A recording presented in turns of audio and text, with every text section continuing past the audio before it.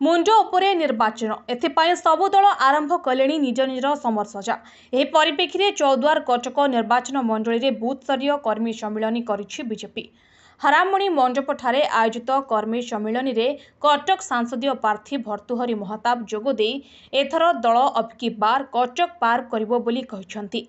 Booth स्तर में दलर कर्मी माने सक्रिय रही किभली कार्य करिवे से विस्तृत भावे आलोचना करा जायछि। आसंता 6 तारिख पर्यंत नामांकन पत्रर शेष दिन रहिथिबारु आसंता 3 रे भर्तृहरि नामांकन भरिवे। सेहिपरि कटक संसदीय क्षेत्रर समस्त विधानसभा आसन रे बीजेपी प्रार्थी 3 रु 6 तारिख मध्यरे प्रार्थी पत्र दाखल करिवे। दाखल परे प्रचार को जोरदार करिवे बोली कहिसंती भर्तृहरि।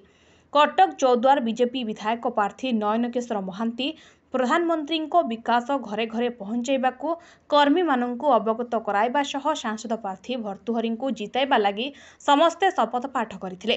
कर्ता मानकर बैठक एतरे बहुत विषय चर्चा हबो एवं भोटर माननको किभली जोगाजोग करा जाय परियो से विषय मध्ये एटी आलोचना हबो।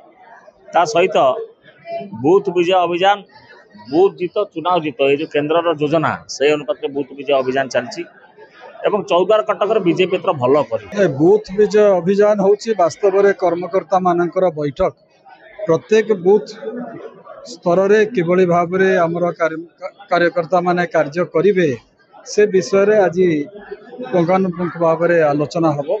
आगामी 3-4 सप्ताह भितर भोट ग्रहण हवा को जाउची 25 तारिख रे सेति पई बूथ स्तर रे सक्रिय होई किभली अधिक संख्यार लोक भोट देवा को आसिबे माँ मौसी माने आसिबे नुआ भोटर माने आसिबे सेतिपाई आज ये बैठकटी होछि एवं निर्वाचन परिप्रेक्षी रे प्रार्थीपत्र दाखल शेष दिन होछि 6 तारिख। वर्तमान से प्रक्रिया आरंभ हो गलानी।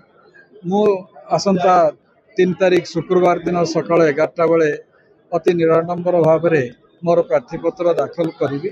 आमर आठगढ़ एवं बड़म्बा प्रार्थी भारतीय जनता पार्टी से 3 तारिख रे निजर प्रार्थीपत्र दाखल करुचंती।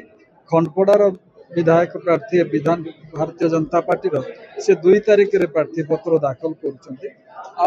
सदर विधानसभा निर्वाचन मंडली भाजपा प्रार्थी 6 तारिख रे निजर प्रार्थीपत्र दाखल करुचंती। एही भली भाव रे समस्ते 6 तारिख पर्यंत एनगेज अछंती प्रार्थीपत्र दाखल करने प्रक्रिया रे।